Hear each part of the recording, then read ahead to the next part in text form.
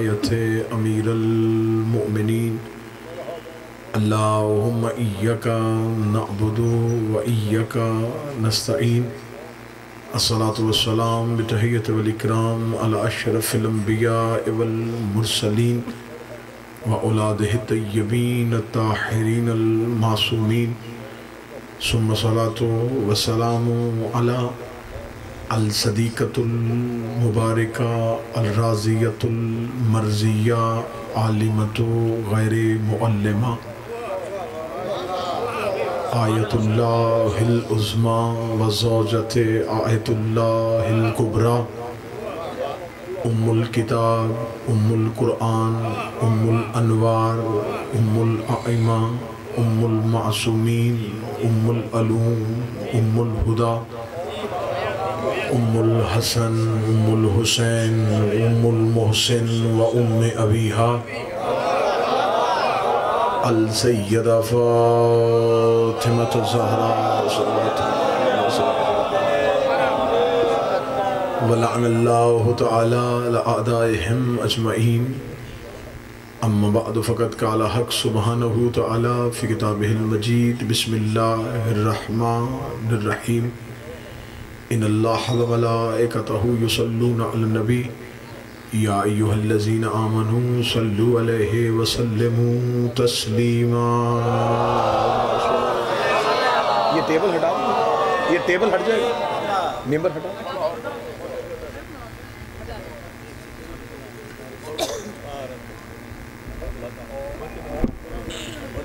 मेरा मालिक आज की इस इबादत का मुकम्मल से मुकम्मल अज्र बानियान और हाज़रीन के नाम माल में दर्ज फरमाए।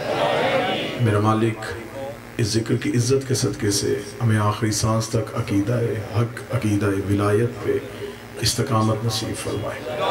मौत की हिचकी हो ज़ुबान पे विरद अली वलीउल्लाह जारी फरमाए। कब्र की पहली रात हो ज़ियारत अमीर नसीब फरमाए। क़यामत की सुबह हो शफ़ाअत शबी नसीब फरमाए। वारिस के ज़हूर में ताजील फरमाए।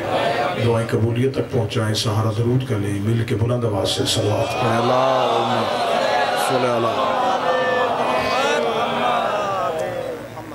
सामीन गिरामी कदर मुहिबान नबी व अहले बैत नबी हुब्बारान रसूल व अहले बैत रसूल, मैंने आपके सामने अल्लाह के मुक़द्दस तरीन कुरान से एक ऐसी शोहरा आफाक आया करीमा तलावत की है जो हर मुसलमान घर के बच्चे को ज़ुबानी याद है। बेशक अल्लाह और उसके मलाइका दरूद पढ़ते हैं नबी पर। या अय्युहल्लज़ीना आमनू, ऐ वो लोगो जो ईमान ले आए हो, सल्लु अलैहि व सल्लिमू तस्लीमा, तुम भी इन पे दरूद पढ़ो।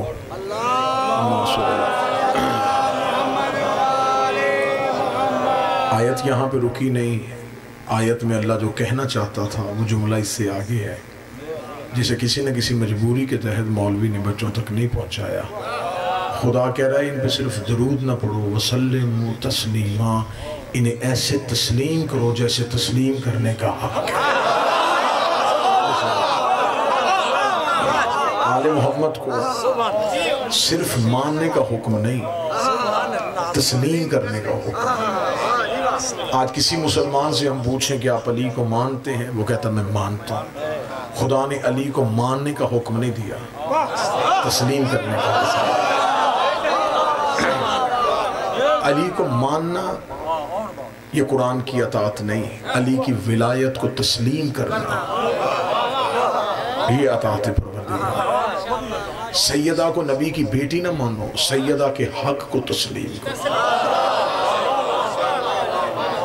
आले मोहम्मद को सिर्फ मानने का हुक्म नहीं, तस्लीम करने का हुक्म। अब मैं सदर पढ़ने लगा हूँ, इंतहाई अहले इल्म है। मैंने ज़िंदगी में कभी नहीं कहा कि मैं पहली बार इस जगह पे आया हूँ, मैं आपके मजाज से वाकिफ़ नहीं। मेरा अकीदा है कि पूरी कायनात में अली वालों का मजाज एक ही होता है।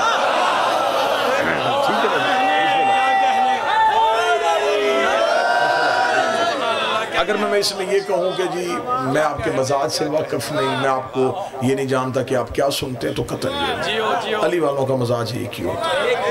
बड़ा खूबसूरत सा जुमला आपको हदिया करने लगा। इनको तस्लीम करने का हुक्म है, इन पे तहकीक करने का हुक्म नहीं है।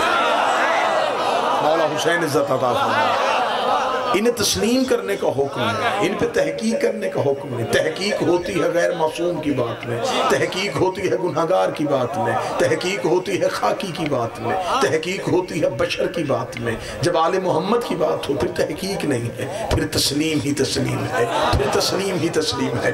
कुरान पे तहकीक नहीं होती, कुरान पे तस्लीम होता है।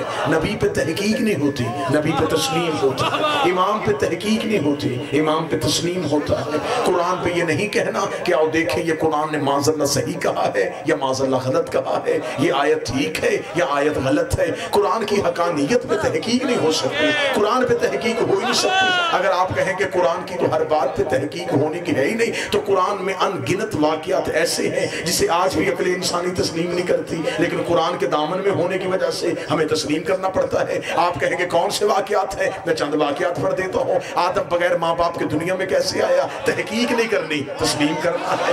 नूह की कश्ती पानी पे तैरती कैसे रही, तहकीक नहीं करनी, तस्लीम करना है। इब्राहिम नारे नमरूद में जिंदा कैसे बच गया, तहकीक नहीं करनी, तस्लीम करना है। इस्माइल छुरी के नीचे से जिंदा कैसे निकल आया, तहकीक नहीं करनी, तस्लीम करना है। यूनुस 40 दिन मछली के पेट में जिंदा कैसे रहा, तहकीक नहीं करनी, तस्लीम करना है। असहाबे कहफ आज तक जिंदा कैसे है, तहकीक नहीं करनी, तस्लीम करना है। ईसा ठोकर से मुर्दे को जिंदा कैसे करते थे, तहकीक नहीं करनी, तस्लीम करना है। अगर कुरान के मोजज़ात पे तहकीक नहीं होती तो फिर ये भी तहकीक नहीं होनी कि अली 40 जगहों पे कैसे चला गया, अली ने मुर्दा कैसे जिंदा कर दिया, अली ने चांद कैसे 2 टुकड़े कर दिया, अली ने सूरज को कैसे पलटा दिया। जो कुरान पे तहकीक करे वो भी काफिर होता है, जो अली पे तहकीक करे वो भी काफिर।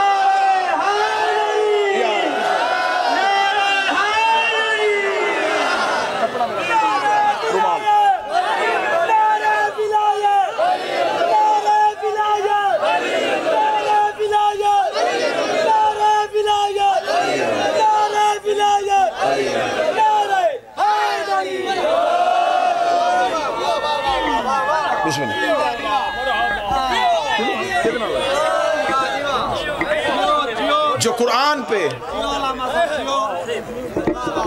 पे तहकीक नहीं है, कुरान पे सिर्फ और सिर्फ तस्लीम। अली पे भी तहकीक नहीं है, अली को भी सिर्फ तस्लीम करना है। कभी किसी ने आज तक कुरान की आयत पे तहकीक नहीं की तो अली के मौजे पे तहकीक क्यों? कुरान की आयत अल्लाह की कुदरत का मजहर है और अली के मौजात अली की विलायत के मजहर है। अल्लाह कादर मुतलक है, अली वली मुतलक है।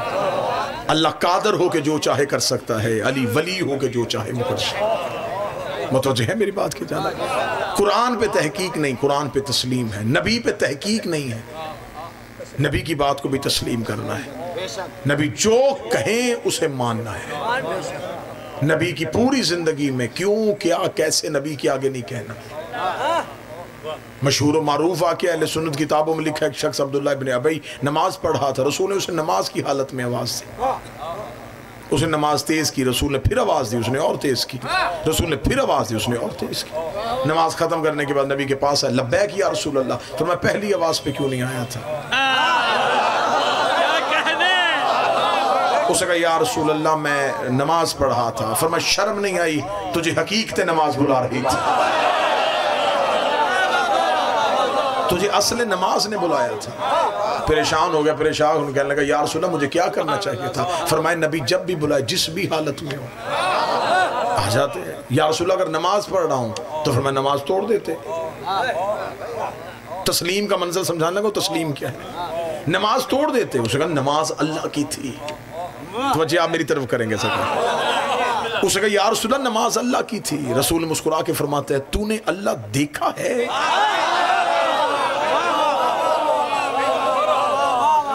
नहीं या रसूल अल्लाह। तो माना क्यों? आपने कहा है। तो फिर मैं बुला भी तो मैं रहा था, मेरे कहने पे ना देखा, अल्लाह मान लिया, तो मेरे कहने पे तुम मेरी आवाज़ पे क्यों नहीं आए?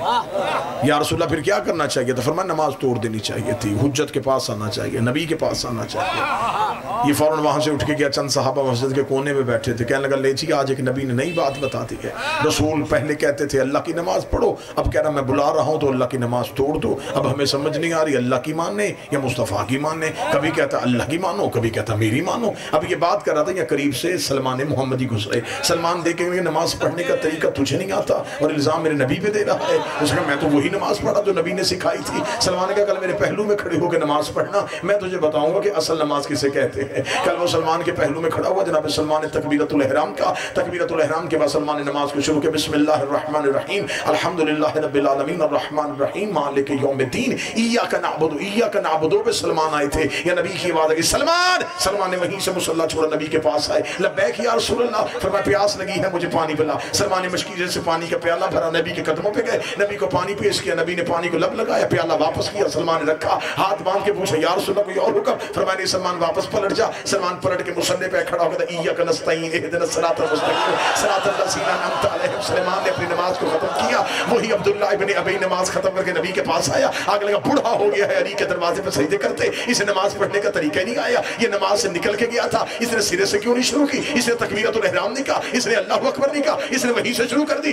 नबी देख रहे सलमान तो तोड़ के आया था, फरमाया झूठ बोलता है, मेरी तो टूटी ही नहीं थी, मेरी नमाज तो नहीं टूटी थी, मैं तो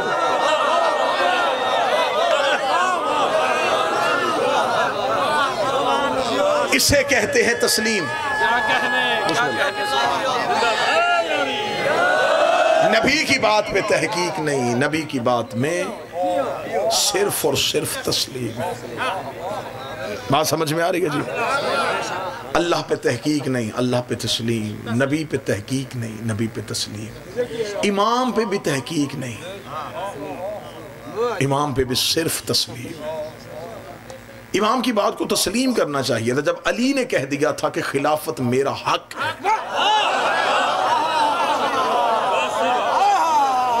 फिर तस्लीम करना चाहिए था। जब सैयदा ने दरबार में कह दिया था कि फतक मेरा हक है, तस्लीम करना चाहिए था, क्योंकि इनकी किसी बात पे तहकीक है ही नहीं, इन्हें सिर्फ तस्लीम किया जाता है। हमारा झगड़ा शिया सुन्नी का नहीं है, झगड़ा सिर्फ और सिर्फ है, झगड़ा है तारीख मुसलमान का और तारीख इस्लाम का।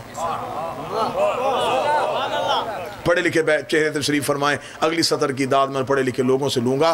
झगड़ा शिया सुन्नी का नहीं, झगड़ा आयत और रवायत का है। आयत कुछ कहती है, रवायत कुछ। आयत कहती है कि आले मोहम्मद अलैहिस्सलाम है, रवायत कहती है रज़ी अल्लाह है। आले मोहम्मद के नाम के साथ रज़ी अल्लाह लग ही नहीं सकता, बनता ही नहीं है, क्योंकि ये ओहदा छोटा है, वो बड़े हैं। हमारे सूबे में अगर ये मजहबी दहशतगर्दी होने लगी है तो हम उसके रोकथाम के लिए खड़े हैं। कतन हम ऐसा नहीं होने देंगे। हम आले मोहम्मद के नाम के साथ अलैहिस्सलाम लिखते थे, लिखते हैं, लिखते रहेंगे। सहाबा के साथ अब रज़ी अल्लाह कहें ना कहें, हमें से कोई इख्तलाफ नहीं। आले मोहम्मद के नाम के साथ हम रज़ी अल्लाह नहीं कहने देंगे। अगर तुमने आले मोहम्मद के नाम के साथ रज़ी अल्लाह का कानून बना दिया तो फिर एक कानून और बनाना पड़ेगा, फिर जबरील को भी रज़ी अल्लाह कहना पड़ेगा, मीकाईल को भी रज़ी अल्लाह कहना पड़ेगा, इसराफील को भी रज़ी अल्लाह कहना पड़ेगा। अगर तू कहेगा नहीं जबरील अलैहिस्सलाम है तो फिर हम मौलवी का गिरबान पकड़ के पूछेंगे ये जिसे अलैहिस्सलाम क्या रहा है, ये इनके दरवाजे पे कभी दर्जी बन के आता है, कभी फकीर बन के आता है, कभी यतीम बन के आता है। ये तो हो ही नहीं सकता ना कि मालिक रज़ी अल्लाह हो, नौकर अलैहिस्सलाम हो जाए। अगर दरवाजे पे क्या कहने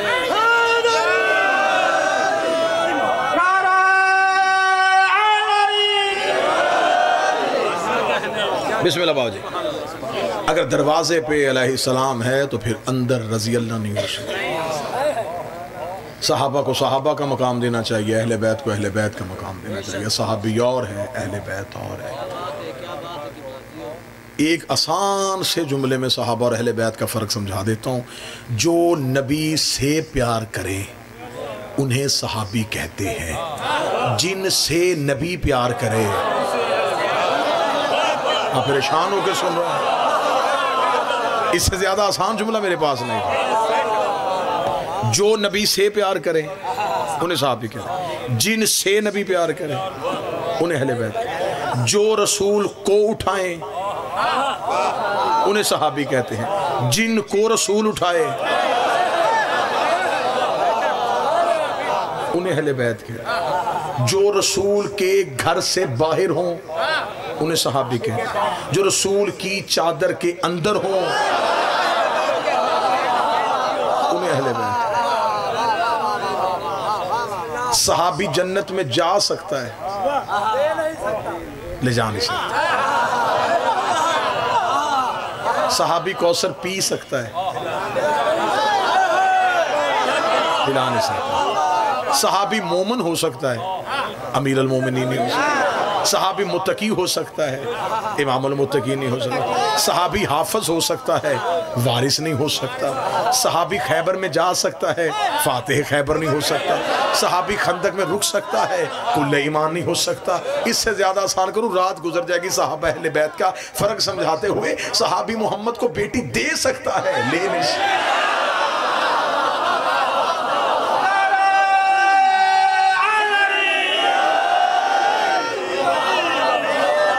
और फर्क समझा दो यार, और फर्क समझा दूं। सहाबी का रिश्ता नबी से के वाला है, ये नबी के सहाबी हैं। बिस्मिल्लाह, मौला हुसैन इज्जत अता फरमाए, मौला हुसैन इज्जत अता। ये नबी के सहाबी हैं, नबी के, इनका रिश्ता नबी से के वाला है। अहले बैत का रिश्ता के वाला नहीं, से वाला है।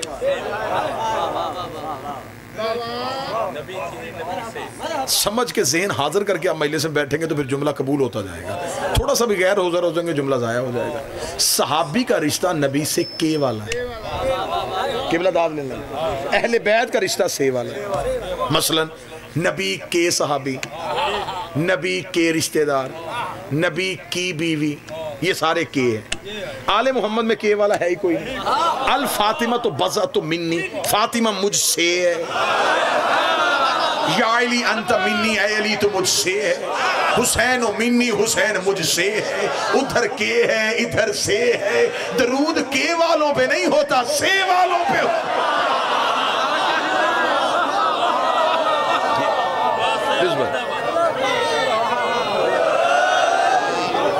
दरूद का ताल्लुक। बिस्मिल्लाह बाबा जी, बिस्मिल्लाह।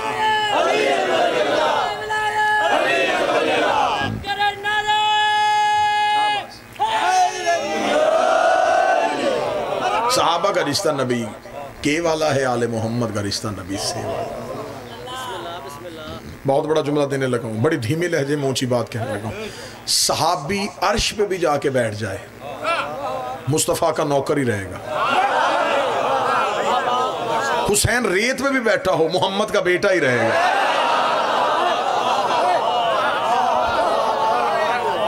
ये आपसे किसने कह दिया है कि कोई बंदा तख्त पे बैठ जाए तो वो नबी का वारिस हो जाता है? तख्त और ताज ये अल्लाह के खलीफा होने की अलामत नहीं है। बात मेरी समझ आ रही है जी? मैं बिल्कुल, मैंने ये नहीं समझा कि बिल्कुल अजनबी मजमा है, बल्कि पूरे मजमे में ये एक सैयदज़ादा हमारे भाई दोस्त पंजाब से इनका ताल्लुक है, ये तशरीफ़ फरमा है।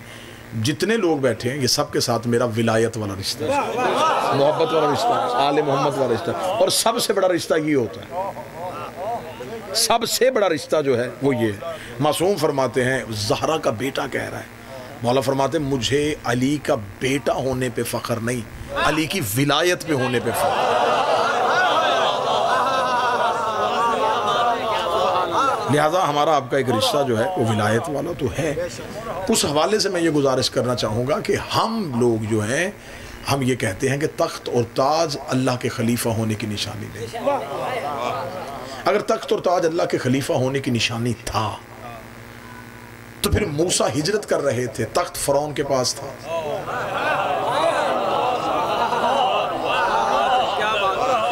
अगर जो हाकम हो वो अल्लाह का नुमाइंदा और उलिल अम्र होता है तो फिर बादशाह अजीज़ मिस्र था, यूसुफ कैद खाने में थे। तो तख्त और ताज में तो जालिम बादशाह भी बैठे हैं, फिर उन सबको उलिल अम्र मानना पड़ेगा। अगर उन्हें अल्लाह का खलीफा नहीं मानना तो फिर हर तख्त वाले को अल्लाह का खलीफा नहीं मानना पड़ेगा। नबी कैद खाने में भी हो तो नबी होता है, लानती तख्त में भी हो तो लानती होता है।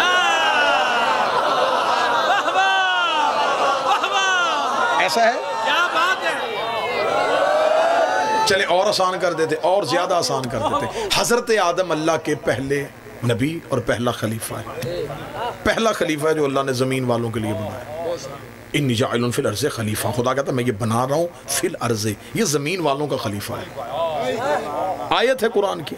खुदा कहता है मैंने आदम को जमीन पे अपना खलीफा बनाया। अच्छा, बनाया जमीन वालों के लिए था, सजदा आसमान पे करवा दिया। सिंधी लोग गवेड़ी लोग होते हैं, इसलिए मैं इस तरह की बात कर रहा हूं। बनाया जमीन वालों के लिए, सजदा आसमान पे करवा दिया। बनाया हमारा हादी, सजदा फरिश्तों से करवा दिया। मेरे मालिक, जब तूने फरिश्तों का खलीफा इसे बनाया ही नहीं, फरिश्तों से सजदा क्यों करवा दिया? बंदों से कहता इसे सजदा कर देते, ताकि होता ये बंदों का खलीफा, बंदों ने सजदा कर दिया। बनाया बंदों के लिए, सजदा फरिश्तों से करवा दिया। मेरे मालिक, तूने आदम की खिलाफत का ऐलान जमीन की बजाय आसमान पे क्यों किया? जवाब नहीं है। शिया मजहब की बुनियाद पढ़ने लगा। हम जिसे खलीफा मानते उसका म्यार क्या है, कुरान से साबित करने लगा। अजब नहीं कि आवाज़ परवरदिगार है, अगर मैं आदम को जमीन पे भेज के अपना खलीफा बनाता तो फिर क़यामत तक असूल बन जाता कि जो भी जमीन पे खलीफा हो वो अल्लाह का खलीफा होता है। जिसे बंदे बनाए वो अल्लाह का खलीफा होता है। जिसे लोग चुन लें वो अल्लाह का खलीफा होता है। जिसकी बंदे इज्जत करें वो अल्लाह का खलीफा होता है। खुदा ने कहा मैंने अपने खलीफा की पहचान रख दी है, मैंने बंदों से सजदा नहीं करवाया, फरिश्तों से सजदा करवा दिया है। अब क़यामत तक ये ना देखना तख्त पे कौन बैठा है, ये देखना फरिश्ता किसके दरवाजे पे आ रहा।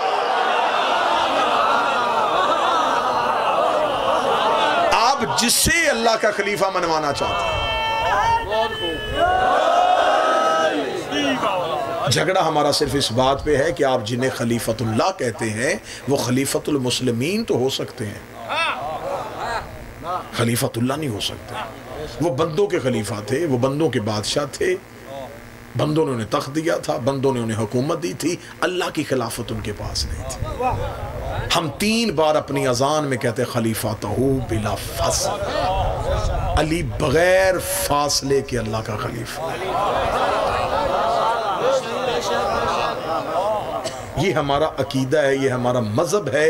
हम नबी और अली के दरमियान किसी को बर्दाश्त ही नहीं करते, इसलिए कि हम सिलसिला इमामत के कायल हैं। हमारे यहाँ तो खिलाफत वाला ताल्लुक ही कोई नहीं है। और मैं हर पूरे मुल्क में कह रहा हूँ अपने अहले सुन्नत भाइयों से, अगर यहाँ भी कोई बैठे हैं मौलवी के चक्कर में आके अली को रजी अल्लाह ना कहना, किसी मौलवी के कहने पे आके हजरत अली को रजी अल्लाह ना कहना। तुम्हारे पास चौथा खलीफा हजरत अली है, उसे अलैहिस्सलाम कहा करो, क्योंकि आपके पास तो है भी एक ही अलैहिस्सलाम। अल्लाह जाने आप क्या सुन के बोलते हैं।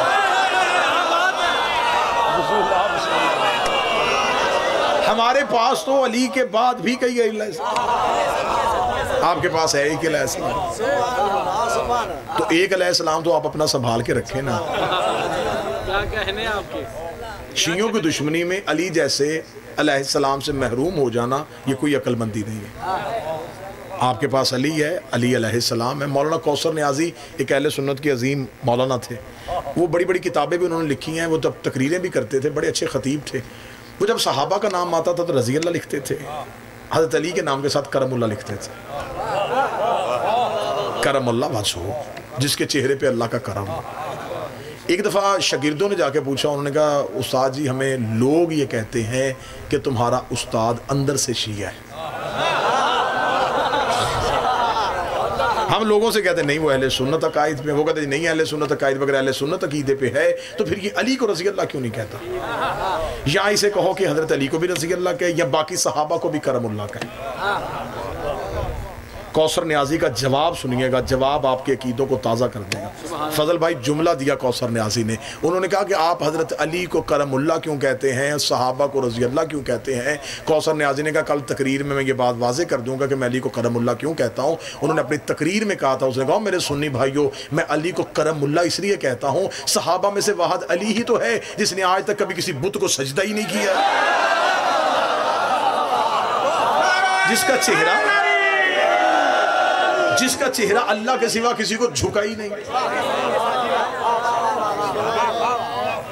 तो जिसका चेहरा अल्लाह के सिवा किसी को झुका ही नहीं, फिर वो रज़ी अल्लाह नहीं, वो करमुल्लाह। रज़ी अल्लाह एक दुआ है, मेरे अल्लाह इन पे राजी हो जा, हो जा। और हमेशा अल्लाह उनसे राजी होता है जिनसे कभी नाराज हो। हम आले मोहम्मद के नाम के साथ रजी अल्लाह कह देंगे, एक काम मौलवी कर दे। आले मोहम्मद में से कोई एक ऐसा दिखाए जिनसे अल्लाह कभी नाराज हुआ। तो मैंने तो कल मुल्तान अपनी तकरीर में कहा था कि अगर मौलवी चाहते हैं कि शिया हमारी मर्जी से रजी अल्लाह माने तो एक काम हम करते, एक कदम हम आगे बढ़ते, एक कदम आप आगे बढ़े। इत्तेहाद तो इसी चीज़ का नाम है ना जी। कुर्बानी एक हम देते हैं, एक आप दे दें। हम आपके मर्जी के रजी अल्लाह मान लेते हैं, आप हमारी मर्जी के लानतुल्लाह मान लें।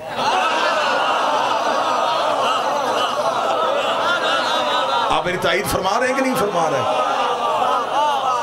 फिर अल्लाह जिन पे अल्लाह सिर्फ अल्लाह राजी तो नहीं हो रहा, अल्लाह तो कुरान में कह रहा कि मैं तो लानत भी कर रहा हूँ। हम शिया बाद रसूल इमामत के कायल हैं। हम ये मानते हैं और ये जानते हैं और ये समझते हैं कि रसूल के बाद मिंबर का वारिस सिवाय अली के और कोई हो ही नहीं सकता। नबी मासूम है और मासूम की जगह पे मासूम आता है, कुरान की जगह पे कुरान आता है। मज़हब इस्लाम के जितने फ़िरके हैं उनमें से नबी तक पहुंचने के लिए 3 रास्ते हैं जिन रास्तों से नबी तक पहुंचा जा सकता है। एक सहाबा का रास्ता, एक अज़वाज यानी नबी की बीवियों वाला रास्ता, एक अहले बैत। ये 3 किरदार थे जिन्होंने अपनी ज़िंदगी में रसूल को देखा है। ठीक है जी, बड़ी आसान आसान सलीस बातें कर रहे हैं। ये 3 तरह के तबके हैं जिन्होंने नबी को देखा है। ये नबी की ज़िंदगी यहाँ सहाबा बता सकते हैं। वो बताएंगे कि नबी नमाज कैसे पढ़ते थे, रोज़ा किस वक्त खोलते थे, ज़कात कितनी देते थे, हज कैसे करते थे, दाढ़ी कितनी रखी हुई थी, लिबास कैसे पहनते थे, खाना कैसे खाते थे, बैठते कैसे थे, चलते कैसे थे, बात कैसे करते थे, मेहमान का इस्तकबाल कैसे करते थे। ये सारी बातें हमें वो लोग बताएंगे जिन्होंने नबी के साथ ज़िंदगी गुजारी। क्योंकि हमें कुरान ने हुक्म दिए हैं, वजाहत नहीं की। खुदा ने हमें कहा कुरान में अकीमुस्सलात, नमाज पढ़ो। पूरे कुरान में बाय बिस्मिल्लाह से लेकर सीने बन्नास तक नमाज का तरीका कहीं पे नहीं लिखा। किसी एक आयत में नहीं लिखा कि फजर इतनी रकत पढ़नी है, जोहर इतनी रकत पढ़नी है, असर इतनी पढ़नी है, मगरब इतनी पढ़नी है, रकू में ये पढ़ना है, सजदे में ये पढ़ना है। तो ये सारी चीज़ें हमें किसने बतानी है? नबी ने। नबी तक हम पहुँच नहीं सकते। नबी के वो लोग जिन्होंने नबी के साथ ज़िंदगी गुजारी वो बताएंगे, वो सहाबा है, या ये बताएंगे, या नबी की बीवियां बताएंगी, या अहले बैत बताएंगे। हम शिया सिवाय अहले बैत के किसी से नहीं पूछते। हमारी, मैं बड़ी आसान बता रहा हूं कि फ़िरकों की वजह क्या है, बड़ी सादा तकरीर कर रहा हूं। हमारे मज़हब की कुतब है कुतुब अरबा, 4 किताबें हमारे यहाँ। उन 4 किताबों में हम तमाम फरामीन अहले बैत से लेते हैं। अली ने ये कहा, हसन ने ये कहा, हुसैन ने ये कहा। हमारे यहाँ रवायत मासूम से ली जाती है। मेरे अहले सुन्नत भाइयों की सियासता, उनकी जितनी किताबें हैं उनमें रवायात ज़्यादा सहाबा से ली गई हैं। वो कहते दीन सहाबा से लें, हम कहते अहले बैत से लें। पंचायत की सूरत में सिंध वाला मजमा फैसला कर दे, मैं यहीं से फैसला लेके पंजाब तक पहुंच जाता हूं कि सिंध ने फैसला कर दिया, हमें पंजाब में भी ये फैसला मान लेना चाहिए। वो कहते हैं सहाबा से लें, हम कहते हैं अहले बैत से लें। अगर हम अहले बैत से नहीं लेते, हम सहाबा से ले लेते हैं, तो मेरा सुन्नी भाई सहाबा तो हमें पूरा दीन दे ही नहीं सकते। इसलिए कि सहाबा वो बातें बताएंगे जो नबी ने घर से बाहर की है, क्योंकि वो घर के अंदर नहीं आते थे। इसलिए कि कुरान ने मना किया हुआ था, खबरदार मेरे नबी के घर में दाखिल ना होना। अगर हम नबी की बीवियों से दीन लेंगे तो वो हमें वही बातें बताएंगे जो घर के अंदर है, क्योंकि कुरान ने उन्हें कहा खबरदार घर से बाहर नहीं आना। सहाबा को अल्लाह अंदर नहीं आने देता, बीवियों को खुदा बाहर नहीं जाने देता। मजबूरी हमारी अहले बैत है। नबी घर में होते थे, ये गोद में होते थे। नबी मस्जिद में होते थे, ये फुर्श पे होते थे। नबी बाजार में होते थे, ये कांधों पे होते थे।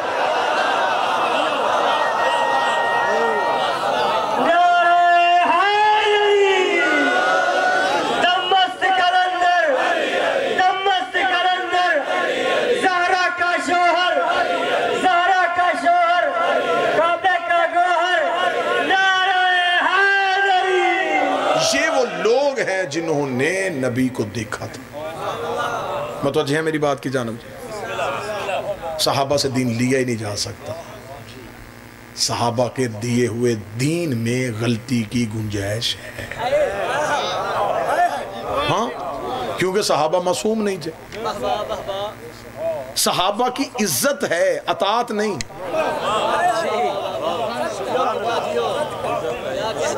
इज्जत है, इज्जत करो। अतात नहीं कर सकते।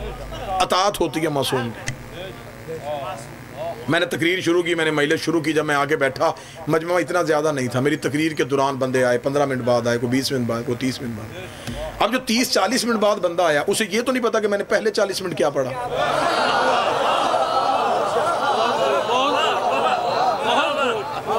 इससे ज़्यादा आसान बातें क्या हो सकती हैं। जो 40 मिनट बाद आया, उसे मेरी पिछली 40 मिनट की तकरीर है ही नहीं, पता ही नहीं। तो मेरा सुन्नी भाई, हम सहाबा से दीन कैसे लें? कोई 30 साल बाद मुसलमान हुआ, कोई 40 साल बाद मुसलमान। अब वो हमें अगला दीन तो दे सकते हैं, पिछला तो नहीं दे सकते। आप कहेंगे जी आप अली से क्यों लेते हैं? हाँ मैं वजह बताऊं हम अली से क्यों लेते। अली ने आंख खोली, नबी की गोद थी, नबी ने आंख बंद की, अली की गोद थी।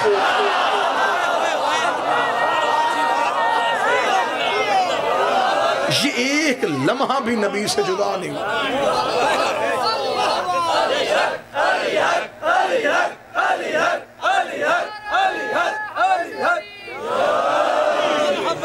बगैर सहाबा की अब इज्जत कर सकते हैं, सहाबा से दीन नहीं ले सकते। मतवज्जह है बात की जाना। थोड़ा सा और आगे लेके चले जी, बात एक नतीजे पे पहुंचे और मैं आपको सलाम करूं, आने का मकसद पूरा हो कि सहाबा से दीन क्यों नहीं लिया जा सकता। मैं इसी मजमे की मिसाल दे देता हूं। मैं यहाँ पे 1 घंटा तकरीर करने के बाद ऐलान करूं कि जो मैंने 1 घंटा पढ़ा है, मेरा मजमे में से कोई एक बंदा ऐसा उठे जो मुझे लफ्ज़ ब लफ्ज़ वापस सुनाए। जो चुप बैठे उनका दावा तो नहीं, ऐसा हो सकता है। अगर मैं कहूँगा चलें ठीक है मैं आज चला जाता हूँ, मैं 15 दिन बाद वापस आऊँगा, सारा मजमा इकट्ठा होके एक एक जुमला मेरा इकट्ठा करे और मेरी 1 घंटे की तकरीर मुझे वापस करे, फिर भी नहीं हो सकता। तकरीर मैंने 1 घंटा की, अभी की, और आप अभी भूल गए। अब नतीजा दो, मुझ जैसे तालिबे इल्म की 1 घंटे की तकरीर सिंध में इतने पढ़े लिखे बंदे फौरन भूल गए। नबी की 23 साल की तबलीग चंद दिन पहले बुत छोड़ने वाले बंदों को याद कैसे हो सकता?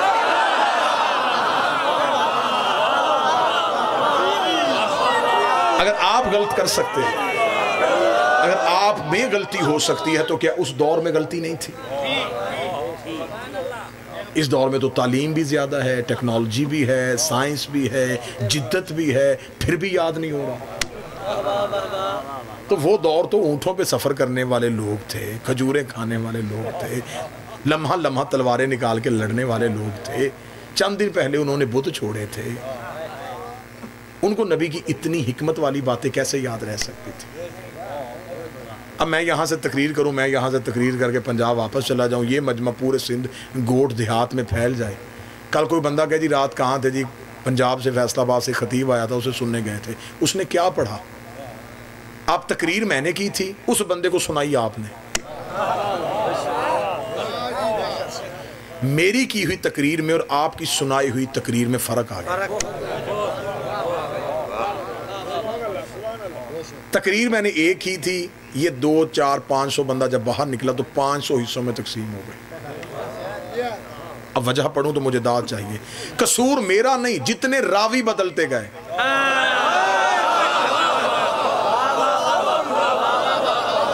उतनी तकरीर बदलती गई।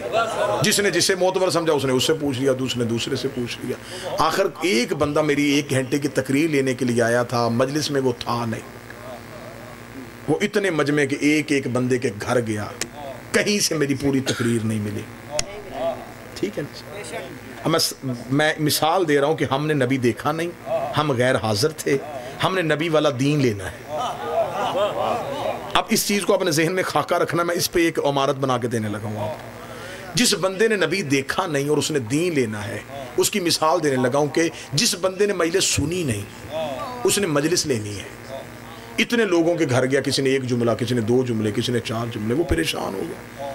उसने कहा 1 घंटे की तकरीर थी, मुझे 1 घंटे की तकरीर ही कहीं से नहीं मिल रही। या उसे एक अक्लमंद बंदे ने बुलाया, उसने कहा बात सुन, क्या करना चाहता है? उसने कहा आसफ अलवी की पूरी तकरीर लेना चाहता हूँ, लफ्ज़ों का फ़र्क भी ना हो, हरफों का फ़र्क भी ना हो, जुमलों की तरतीब भी वही हो। उसने कहा फिर एक काम कर, इतने गाँव देहात दर बदर फिरने की ज़रूरत नहीं।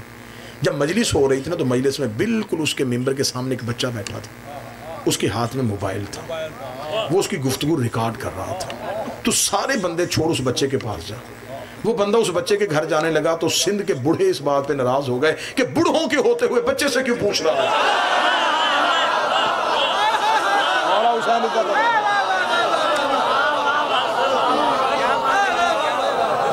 हम बूढ़े मौजूद थे तो ये बच्चे से क्यों पूछ रहा है। हजूर आप बूढ़े, बिस्मिल्लाह सरकार, आप बूढ़े जरूर हैं लेकिन आपको नहीं पता कि क्या पढ़ा गया।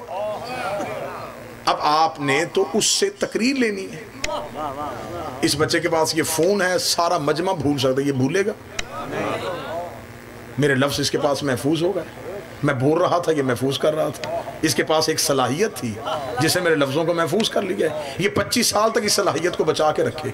25 साल के बाद इसे ऑन कर दे, मैं ऐसे ही बोलना शुरू कर दूंगा जैसे अब बोल रहा हूँ। ना जुमला बदलेगा, ना तकरीर बदलेगी, ना लहजा बदलेगा, ना रवानी बदलेगी। अब सतर ज़ाया की तो मुझे दुख होगा और मैं पंजाब तक दुख लेके जाऊंगा। जिस बंदे ने मेरी तकरीर महफूज कर ली वो 25 साल तक मेरे लफ्ज़ नहीं भूलने देता। यही तो वजह है कि हम शिया दीन अहले बैत से इसलिए लेते हैं। नबूवत बोल रही थी, इमामत महफूज कर रही थी। नबूवत बोल रही थी, इमामत महफूज कर रही थी। 25 साल के बाद आके अली ने मदीने की मस्जिद में नमाज पढ़ाई तो अंधे सहाबी ने चीख मार के कहा, आज मोहम्मद वाली नमाज याद आई।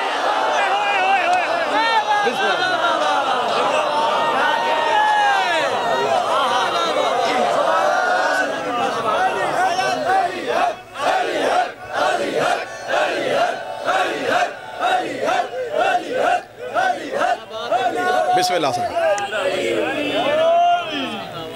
ये वजह है कि हम दीन बादस नबूवत दीन इमामत से लेते हैं। इमाम के दिए हुए दीन में गलती नहीं होती। अहले बैत के यहाँ कोई भी गैर मासूम नहीं है। गैर मासूम से हम दीन लेते नहीं। गैर मासूम गलती करेगा, उसकी बात गलत होगी, हमारा दीन गलत हो जाएगा। ये दीन गलत हाथों से लिए हुआ नतीजा है कि किसी ने यहाँ हाथ रखे नमाज पढ़ने के लिए, किसी ने यहाँ रखे, किसी ने यहाँ रखे, किसी ने खोले, और हर एक कह रहा है कि मेरा तरीका रसूल वाला है। जिसने यहाँ रखे वो कहता रसूल ऐसे पढ़ते थे, दूसरा कहता नहीं ऐसे पढ़ते थे, तीसरा कहता ऐसे पढ़ते थे, एक कहता ऐसे पढ़ते थे। जिम्मेदार बंदों से, पंचायती बंदों से बात करने लगा। जो काम दिन में नबी 5 दफा करते थे, उम्मत को अभी तक ये पता नहीं चला कि कैसे करते थे। गदीर तो एक दिन आया था। आप किन लोगों से विलायत अली मनवा रहे हैं? आप इन लोगों को गदीर का खुतबा याद करवा रहे हैं जिनको नबी की नमाज का तरीका ही भूल गए। 5 दफा दिन में मुसलसल बंदों के सामने नमाज पढ़ी। बंदों को वही नहीं पता कैसे पढ़ी थी। जिसने यहाँ हाथ रखे उसके सर पे कुरान रख। तुझे कैसे पता चला नबी यहाँ हाथ रखते थे? मेरे इमाम ने बताया।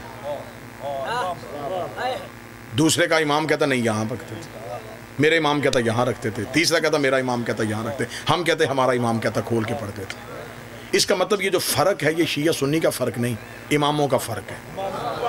तो लड़ाई खत्म हो गई, इसमें बंदूक क्लाशनकोफ निकालने की क्या जरूरत है?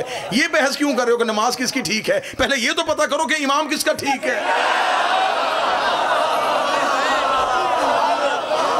इमाम का पता कर लेते, जिसका इमाम ठीक है, जिसका इमाम ठीक है उसकी नमाज ठीक है, जिसका इमाम ठीक है उसका रोज़ा ठीक है, जिसका इमाम ठीक है उसका दीन ठीक है। दीन हमने लेना था इमाम से, इसलिए अल्लाह ने भी सारा इंतज़ाम मुकम्मल किया है। उसने कहा क़यामत वाले दिन मैंने बंदे नबियों के पीछे नहीं उठाने हैं, मैं उठाऊंगा इमाम के पीछे। मौलवी के पास इमाम अच्छा नहीं था, उसने आयत का तर्जमा ही बदल दिया। उसने कहा खुदा कहता क़यामत वाले दिन मैं तुम्हें माँ के पीछे उठाऊंगा। अगर माँ के पीछे उठाएगा तो फिर आदम तो ना उठा, तो जिस कौम का बाप ही ना उठे, आदम की तो ना बात ही ना बाप, इमाम उठाएगा। आगे इमाम होगा, पीछे मानने वाले होंगे। इसलिए अल्लाह ने क़यामत से पहले एक कमरा इम्तिहान बनाया है जिसे कब्र कहते हैं। सारी ज़िंदगी नमाज़ें पढ़ो, रोज़े रखो, हज करो, ज़कात दो, मस्जिदें बनाओ, दाढ़ी रखो, जिहाद कुछ सब कुछ करो, कब्र में से एक अमल का भी जवाब नहीं देना। साबित कर दे मुझे कोई बंदा। मैं माइक पे लाउड स्पीकर पे कह रहा हूँ, कोई बंदा साबित करे कि कब्र में अमाल का सवाल किया जाएगा। क़यामत वाले दिन सबसे पहला सवाल नमाज का होगा।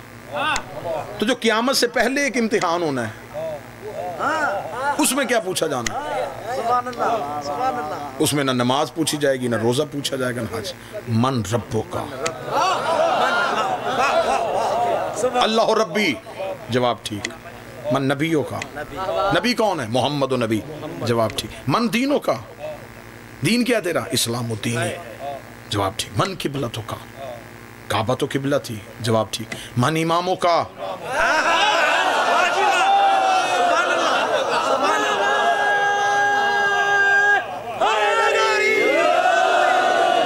पंचायत की सूरत में फैसला करते हैं बंदे, पंचायतों में कुरान की कसम मान लेते हैं। सिंध वालों, कुरान मिंबर पे ले आओ, मेरे सर पे रख दो, गाजी का आलम मेरे हाथ पे दे दो। मैं 12 की इमामत की कसम खा के कहता हूँ, फरिश्तों ने कब्र में इमाम वाला सवाल पूछना है। अगर किसी बंदे का इमाम वाला जवाब गलत हो गया, क़यामत वाले दिन उसके अमाल देखे ही नहीं जाने।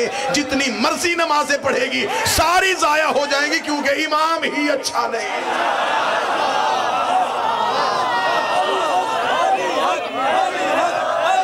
फैसला इमाम की वजह से,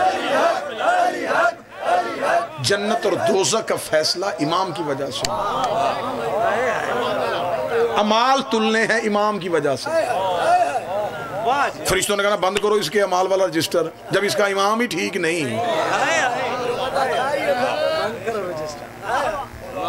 जब वो मिस्त्री को बुलाते हैं ना, मेमार को बुलाते हैं दीवार या घर बनाने के लिए, तो जब वो बुनियाद खड़ी करता है ना, तो उसके हाथ में एक लट्टू सा होता है जिसके साथ एक रस्सी बंधी होती है ना जी। इसके साथ वो क्या काम करता है? वो गुनिया होता है, उसके साथ वो देखता है कि दीवार सीधी है या टेढ़ी है। मुझे बादशाह हुसैन की इज्जत की कसम, उस गुनिये को अरबी में इमाम कहते हैं। इसके साथ पता चलेगा कि अमल वाली दीवार सीधी है कि टेढ़ी है। नमाज इसने पढ़ी है तो इमाम से पूछ के पढ़ी है, तो जब इमाम ही ठीक नहीं, नमाज गलत। रोजा इसने इमाम के कहने पे रखा था ना, तो जब इमाम ही ठीक नहीं, रोजा गलत। ज़कात इसने इमाम के कहने पे दी थी, जब इमाम नहीं ठीक नहीं। सारा दीन गलत हो जाता सिर्फ इमाम की वजह से। बंदे कहते जी अमल ठीक होने चाहिए, अल्लाह राजी करे, इमाम की जरूरत ही क्या है? हुर के पास नमाज थी, इमाम नहीं था।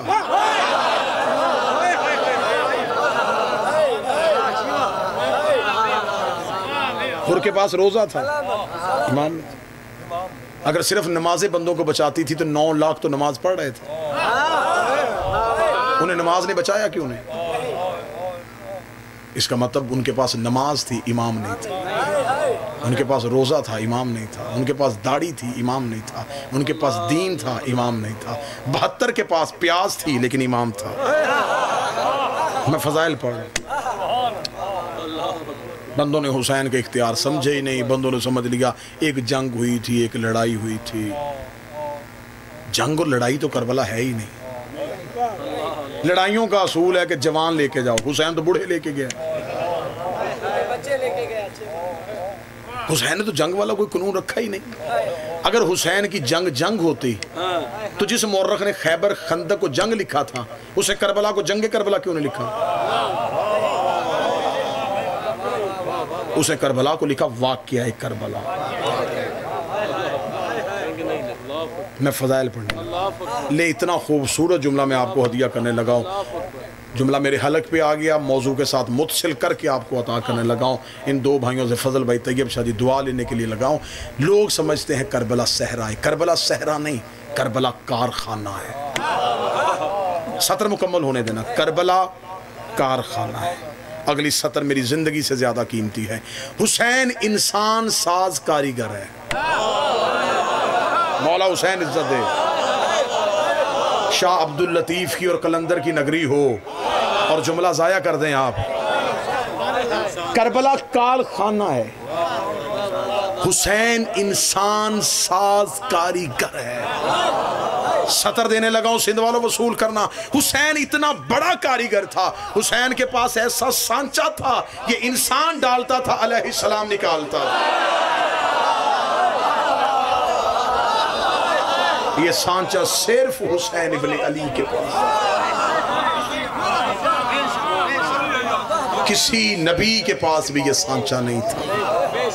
हत्ता के हुसैन के नाना के पास भी जो बैठे वो रज़ी अल्लाह बने थे। बात जहां से शुरू की थी प्रकार घूम के वहां आ गई। हुसैन ने एक भी रज़ी अल्लाह नहीं किया, हुसैन ने सारे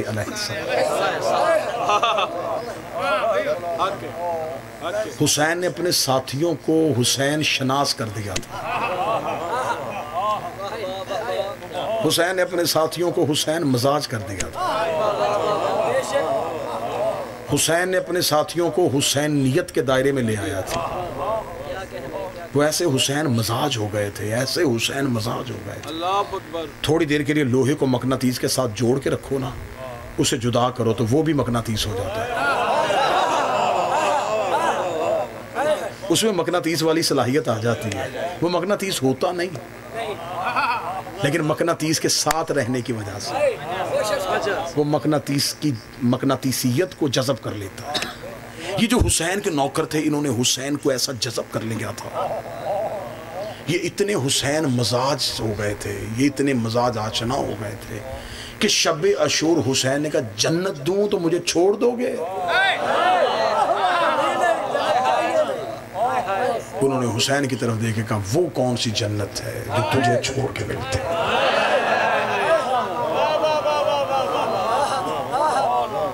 लोगों ने हुसैन समझा ही नहीं। तुमने समझा एक शहजादे का नाम हुसैन है, नहीं, किबरिया के राज को हुसैन।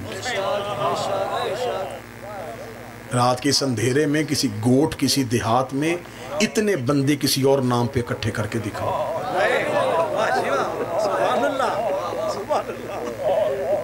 एक बीमारी, एक वायरस आया, अल्लाह के घर का तवाफ रुक गया, नमाज रुक गई, इबादतें रुक गई। नहीं रुकी तो हुसैन की अज़ादारी नहीं। माँ बाप को जिंदगी से ज्यादा प्यार होता है बच्चों के मुस्तकबिल के साथ। वालिदैन ने बच्चे बिठा दिए घरों में, बेटा स्कूल नहीं जाना, बेटा कॉलेज नहीं जाना, बीमारी का खतरा है, मौत का डर है।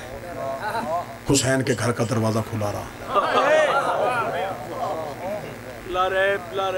ये जो तुम मजलिस में आते हो, ये किसी गांव, किसी देहात से बसें भेज के बुलाए हुए लोग नहीं हैं। ये कतई नहीं होता कि कोई बानी मजलिस करवाए और वो साथ वाले देहात में बसें भेजे, ऐलान करवाए मेहरबानी करना मजलिस में। खुशियों में लोग मिन्नतें करवा के आते हैं, हुसैन की मजलिस में खिंचे आते हैं।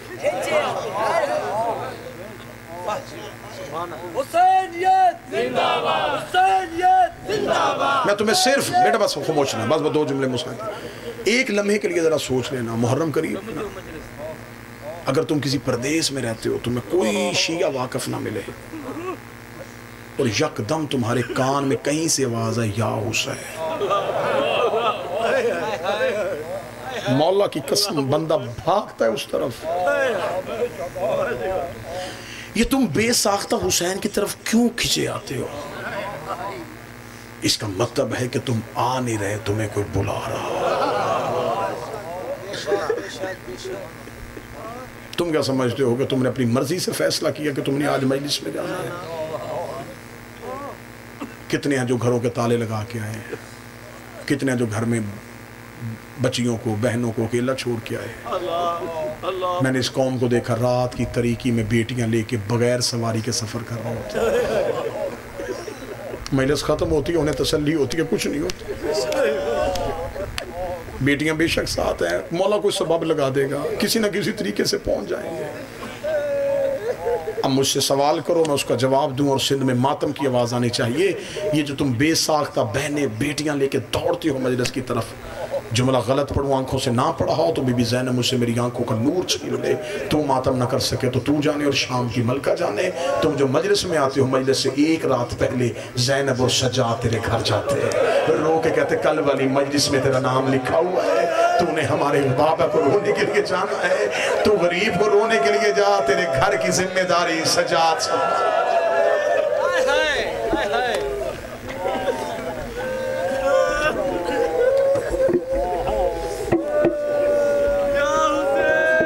ये मजलिसों में आना इस बात की दलील है कि तुम आए नहीं, तुम्हें कोई बुला रहा है। बस ठीक है, ठीक। बादशाह हुसैन की इज्जत की कसम, मट्टी पे बैठ के जब रोते हैं, जहन में ख्याल आता है ये घर उजड़ने के लायक था नहीं और उजड़ गया। ये बीबियां को जंगलों में जाने वाली थी, मुझसे पहले मेरे वाजिबुल एहतराम अली की बेटी का बाजार पढ़ रहे थे। हम सिर्फ शाम का बाजार पढ़ लेते हैं, तुम सुन लेते हो, ना समझ सकते हैं हम शाम, ना समझाया जा सकता है शाम। मौला सज्जाद से पूछा, मौला सबसे ज्यादा तकलीफ कहाँ हुई? फरमाया शाम में। मौला जिगर कहाँ फटा था? फरमाया शाम में। मौला आंखें लहू कहाँ रोई थी? फरमाया शाम में। मैं जुमला पढ़ने लगा हूं, मुझे मातम की सदा आनी चाहिए। सामने बैठे हुए साहिब ने कहा, मौला अकबर तो करबला में मारा गया था, अब्बास के बाजू तो करबला में कटे थे, कासम के सेहरे तो करबला की रेत में उजड़े थे, तेरा बाबा तो करबला में मारा गया, तुझे शाम में तकलीफ ज्यादा कब हुई थी? सज्जाद रो कहते, मुझे वो वक्त नहीं भूलता था जब अगले बदमाश रास्ता नहीं दे रहे थे और पिछले बदमाश रोक नहीं रहे थे और मेरी माँ के सर पे चादर नहीं। रो के कह रही थी, सज्जाद अब मुझसे चला नहीं जाता, सज्जाद अब मुझसे चला नहीं जाता।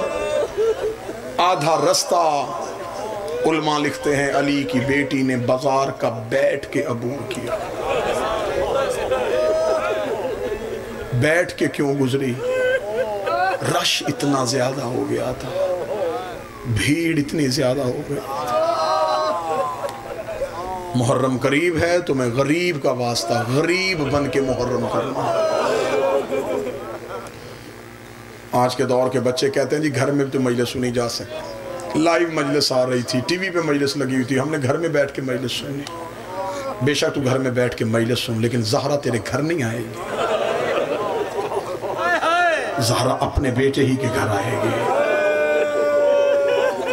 कोशिश करना वहां जाके पुरसा देना जहां हुसैन की मां बैठी है। कभी किसी ने अपने किसी रिश्तेदार की मरग पे कहा है कि मैं घर बैठ के फाते पढ़ लूंगा,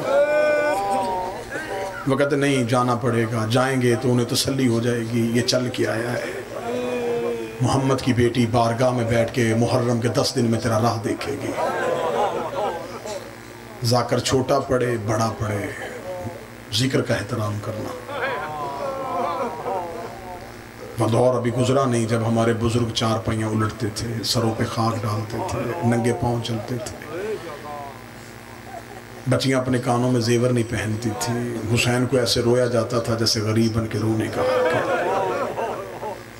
मदीने के लोग कहते हैं हम मुहर्रम का चांद आसमान पे नहीं देखते थे, जाफर सादक के घर से रोने की इतनी आवाजें आती थी, हमें यकीन हो जाता था कि मुहर्रम का चांद रो। सादात वगैरह सदा से माफ़ी मांग के बस मुहर्रम के चांद क्या एक मुसाहिब का टुकड़ा सुनो। मिस्र का रहने वाला एक मोमन शख्स था, हर साल अपने घर में हुसैन की मजलिस करवाता था।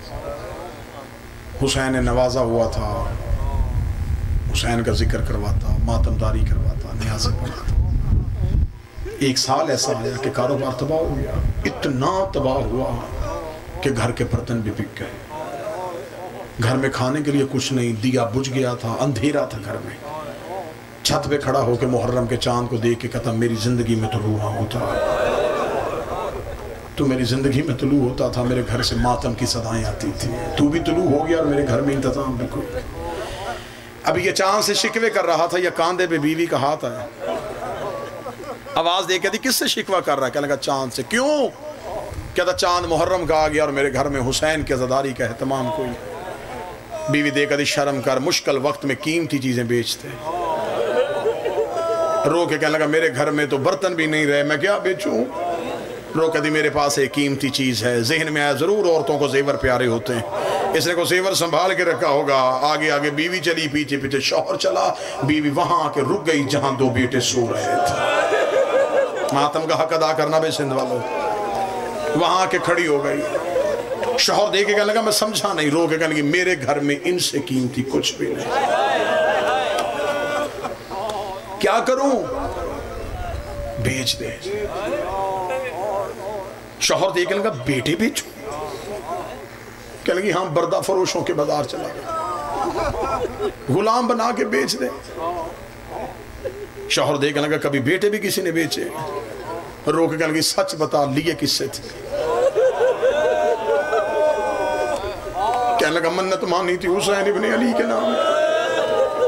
कहती दिन किसके हैं? कहने लगा उसी हुसैन के। रो कहती सोचना जिससे लिए थे उसे वापस कर दे। ये कोई औनो मोहम्मद से प्यारे, ये कोई रुकैया की जोड़ी से ज्यादा प्यारे। कुर्बान कर अली की बेटी के जिक्र पे। अल्लाह जाने कैसी माँ थी, कैसा बाप था। माँ ने बच्चे तैयार किए, बाप ने हाथ पकड़े। आओ मैं अज़ादारी का खर्चा बताऊं कि हुसैन की अज़ादारी पे हर दौर के शिया ने खर्च क्या किया। बर्दा फरोशों के बाजार चला गया, सुबह से लेकर शाम तक आवाज़ें देता रहा गुलाम ले लो, गुलाम ले लो, गुलाम ले लो। शाम हो गई, कोई खरीदार ना आया तो जुमला तब्दील कर दिया। रो के कहने लगा उजरत थोड़ी दे देना, मेहनत ज्यादा करवाना। पैसे थोड़े दे देना, काम ज्यादा करवाना। खरीदार फिर भी कोई ना आया। थका हुआ बाजार के कोने में बैठ गया, दोनों बच्चों को सर सीने पर रख के कहने लगा अली की बेटी मेरा मुकद्दर, नबी की बेटी मेरा किस्मत। मुझे लगता है तुझे मेरी अज़ादारी कबूल। अब ये बात कर रहा था कि इसके करीब आके घोड़े सवार रुका, चेहरे पे नकाब था। आवाज देके लगा गुलाम बेचेगा? सर उठाया, बेचूंगा। कीमत, कीमत का नाम आना था। बाप की चीख निकल गई। रो के कहता कोई कायनात भी देता, मैं बाल भी तोड़ के ना देता। मेरी मजबूरी बन गई है, मेरे घर में कुछ नहीं है, बस मुझे इतना दे दे 10 दिन मेरे घर में गरीब का मातम हो सके। अब जो बंदे मातम करने के नीयत से घोड़े सवार की आवाज आई, वो सामने घोड़े की चोट में दिनार है, वो दिनार उठा और अपने बच्चे मेरे घोड़े के ज़ीर में बिठा दे। देख के कहने लगा मैं कर्जा नहीं मांग रहा, बेटे बेच रहा हूँ। इतनी भी अमीरी किया है कि तू मुझे दिनार भी उठा के नहीं दे सकता। घोड़े सवार की आवाज आई, मेरी मजबूरी है, मेरे हाथ होते न तेरे बच्चे हाथों पे उठाता, मेरे बासु होते न तेरे लाल सीने से लगाता, और मेरी मजबूरी है, मेरे हाथ मातम कर, मेरी मजबूरी है, मेरे हाथ ना। अजरों को मिला अली की बेटी ये चीखे कबूल करे।